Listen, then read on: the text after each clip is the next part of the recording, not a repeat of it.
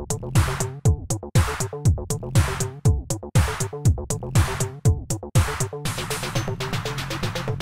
Morrissy Bridge, once the main method of travel from one side of the river to the other, is celebrating its 100th birthday today.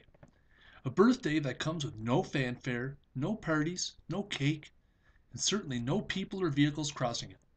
A once vital part of Miramichi's infrastructure has been reduced to a cobweb collecting steel structure. But what a life it lived. The bridge was opened on November 12, 1914. John Morrissy, who had recently been elected Minister of Public Works, wanted to find a way to thank people who had voted for him. People of the area had been clamoring for a fixed link to cross the river for some time to make crossing easier and faster than using a ferry. The bridge was a big hit. Hundreds of people came from neighboring communities to see its opening. The concern was that the bridge would block the upstream waterway. But the bridge was fitted with a swing span to allow larger vehicles to pass. The bridge had its share of incidents. In 1922, a steamer hit the swing span, forcing the bridge to close for 3 months. A boat was used to shuttle people from one side of the river to the other during the closure. In 1923, the bridge was closed again after a ship carrying wood struck one of the piers. In 1967, a ship struck one of the in-place spans, forcing another closure. Ironically, this is the same year that the Centennial Bridge opened, connecting Douglastown to Chatham.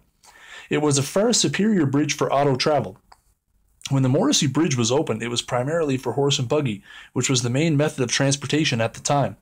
Now, over 50 years later, auto travel reigns supreme. Anyone older than 25 years will remember the stress you felt crossing the Morrissy Bridge in a car. Many car mirrors were lost as the bridge just wasn't wide enough for two-lane vehicle traffic.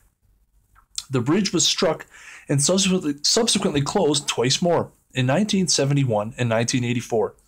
The 84 closure was particularly troubling. The bridge was struck in multiple places by a large ship caught in some dangerous water.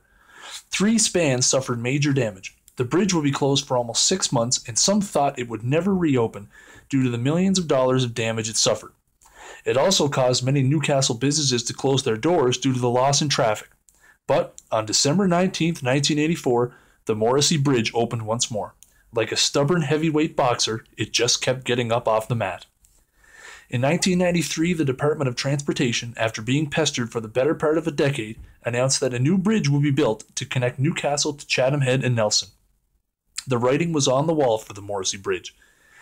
As the number of vehicles traveling the span drastically decreased, so did the maintenance. Then, finally, in 2008, a Department of Transportation analysis concluded that the bridge had corroded to the point of no return and was no longer safe to use.